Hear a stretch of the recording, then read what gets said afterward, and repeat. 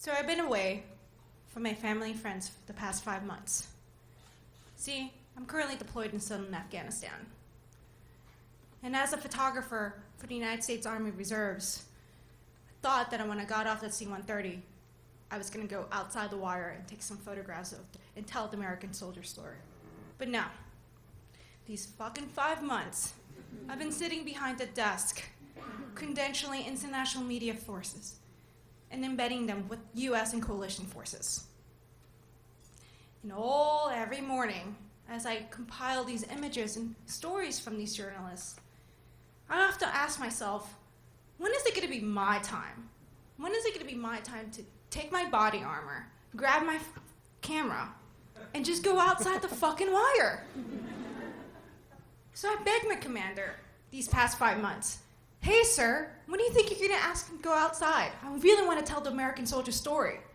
And he would often say, in due time, let me work on it, due time. Roger, sir. Then one December morning, he comes to my desk as I'm eating my breakfast. And he tells me, get your shit together. What? Get your shit together. You're gonna be leaving in a few hours. So I grab my bag, I grab my body armor, and take my camera, and my buddy and I go to our forwarding operating base. And there, we got tasked that we were gonna tell the Afghan side of the story.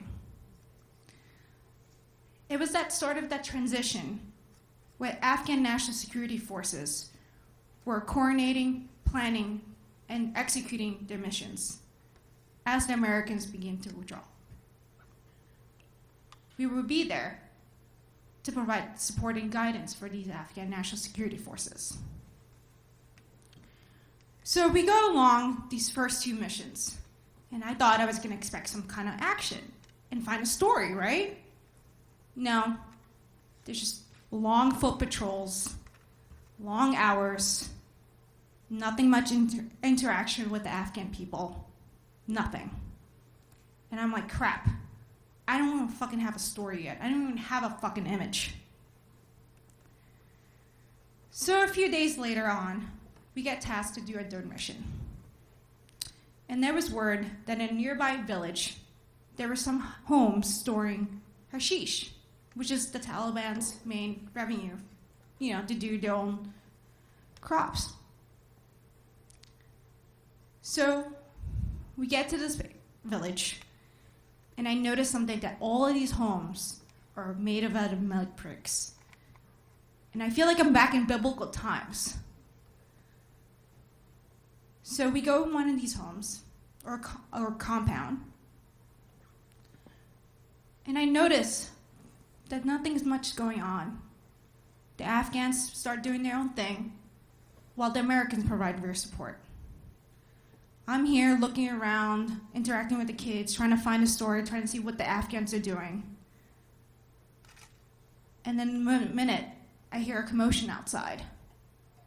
I hear a woman yelling. I hear some other people starting yelling too, in Pashto. So I go outside, trying to see, my curiosity was like, what the hell is going on, right? So I go around and I see a bunch of Afghan National Security Forces surrounding 3 individuals. 2 Afghan males in their 20s and an older woman. And this older woman's holding one of the Afghan males so tightly as if she doesn't want to release him. And I'm like wondering, what the hell's going on here? I go around, surround myself around them, trying to see if I can take a shot. Not knowing what's going on, I just wanted to fuck it, just take an image. Perhaps I can find a story here, right? But I'm still hesitant because I don't know what I'm doing, because I'm still a new photographer. And I don't want to intrude. In the right-hand corner of my eye, I see a little kid coming in. He stops, looks at it, assesses the situation, and just runs away towards the home. For some strange reason, he just captures my attention. I'm like, okay. So I decided to follow him. And I noticed that I hear him crying. He doesn't realize I'm behind him a few feet away because he's turning his head towards the commotion. And I'm feeling bad for the kid. I don't like kids crying. I haven't seen this kind of interaction. I haven't seen this kind of thing. It's the last 5 months. I've shut down my feelings. Because when you're deployed as a soldier, that's all you can do in order to survive, right? So to see a kid cry, it just broke my heart. It just broke my heart to see the kid cry. I wanted to grab him and I wanted to comfort him. But I felt like his mom would come out and yell at me or something, or I would do something wrong. So I decided to stand back some sort of way to let him know I'm comforting him. I looked down, and I still have my camera. And I'm like conflicted because I really want to take a photo of this kid crying. I don't know why. I just feel like the intensity of this kid. You know, he's still wiping his tears from his eyes. He's still like sniffling in. He's still looking around. And I'm like, should I not take this photograph?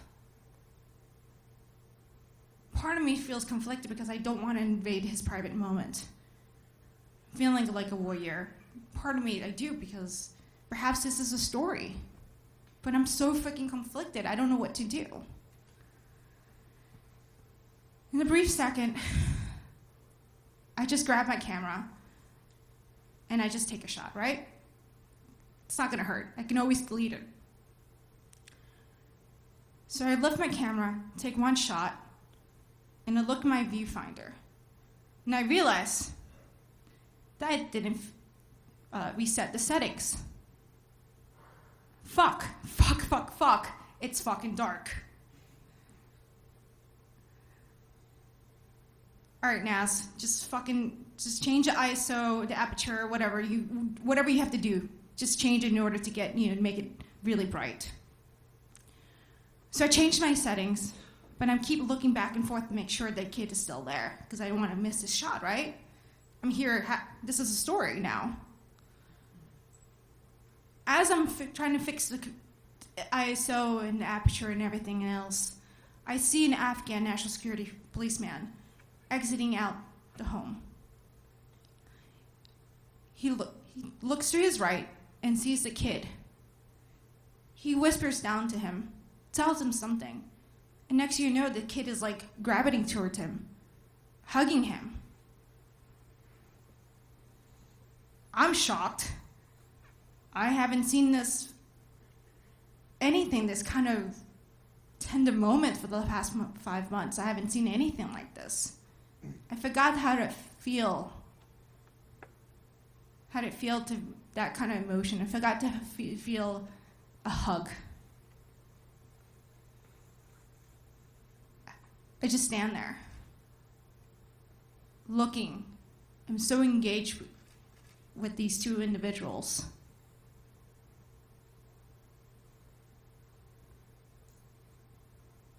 And I'm like, fuck, this is a great photo.